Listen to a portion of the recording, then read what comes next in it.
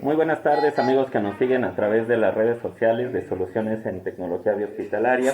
El día de hoy nos encontramos en el estado de Hidalgo haciendo la entrega de un equipo remanufacturado de la marca Macket modelo Servo S. Es un ventilador que va a estar siendo utilizado dentro de este hospital. Recuerden que todos nuestros equipos incluyen la instalación, capacitación y puesta en marcha. Somos su proveedor de confianza. Saludos.